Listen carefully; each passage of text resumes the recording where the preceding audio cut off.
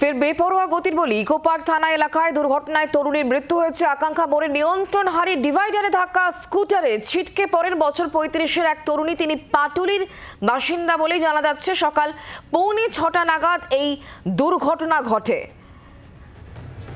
আমরা কথা বলবো অয়ন ঘোষাল এই মুহূর্তে আমাদের সঙ্গে রয়েছেন, আমাদের প্রতিনিধি সরাসরি। অয়ন, কিভাবে দুর্ঘটনা ঘটলো? এক্ষেত্রেও কি সেই গতি প্রাণ কেড়ে নিল এক তরুণীর?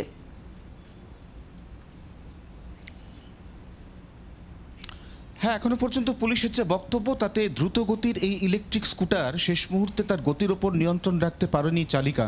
অর্থাৎ এই তরুণী, যার বয়স আনুমানিক 35 বছর বলে পুলিশ জানাচ্ছে, যিনি পাটুলির বাসিন্দা, তিনি কর্মক্ষেত্র, এবং কর্মক্ষেত্র কোথায় তা এখনো পর্যন্ত পরিষ্কার নয়। খুব সম্ভবত চিনার পার্ক বা বিমানবন্দর এই কাছাকাছি এলাকার কোনো একটি কর্মক্ষেত্র থেকে ইকো পার্ক দিয়ে আকাঙ্ক্ষা মোড় থেকে এই স্কুটি দ্রুত বেগে চলেছিল কলকাতার দিকে, অর্থাৎ বিশ্ববাংলা গেটের দিকে।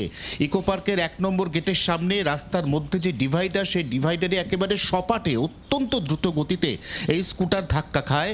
ধাক্কা খাওয়ার পরে ওই তরুণী ছিটকে পড়েন রাস্তায়, তার মাথা লাগে রাস্তার মধ্যে ডিভাইডার গার্ডে, এবং সেখানে কার্যত অত্যন্ত সংকটজনক অবস্থায় সেখান থেকে তাকে ইকোপার্ক থানার পুলিশ গিয়ে উদ্ধার করার পরে স্থানীয় একটি হাসপাতালে নিয়ে গেলে চিকিৎসকরা তাকে মৃত বলে ঘোষণা করেন। এবং এখনো পর্যন্ত আমরা দেখতেও পাচ্ছি যে এই স্কুটার যে অত্যন্ত দ্রুত গতিতে চলছিল, তার যে লুকিং গ্লাস, এই লুকিং গ্লাস ভেঙে গেছে।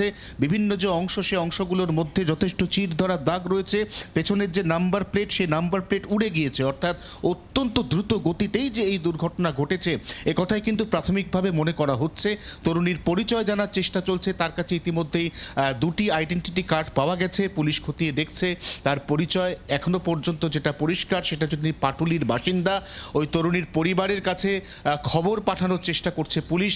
অত্যন্ত মর্মান্তিক দুর্ঘটনা, শহরে ফের গতি, এবং যে রাস্তাটায় এই দুর্ঘটনা ঘটেছে, অর্থাৎ আকাঙ্ক্ষা মোড় থেকে ইকো পার্ক হয়ে বিশ্ববাংলা গেটে যাওয়ার রাস্তা, খুব ফাঁকা রাস্তা থাকে বলে প্রত্যেকটি গাড়ি, প্রত্যেকটি চালক সেখানে অসম্ভব গতি বাড়িয়ে দেন। এমনকি ইলেকট্রনিক স্পিড মিটার থাকা সত্ত্বেও সেই গতির ওপর সবসময় নিয়ন্ত্রণ থাকে না, এবং তারই বলি কিন্তু এই মহিলা, এমনটাই মনে করছে পুলিশ। এটা তো পুলিশের তরফ থেকেও এই বিষয়গুলো সবটাই জানা। তাহলে পুলিশ সেই জায়গাতে গতি যাতে লাগাম টানা যায়, কিছু যাতে ব্যবস্থা করা যায়, সেরকম কোনো উদ্যোগ কি আদৌ নজরে আসছে, বা আগামী সময় কি পুলিশ কিছু ভাবছে এখানে এই বিষয় নিয়ে কিছু করার জন্য?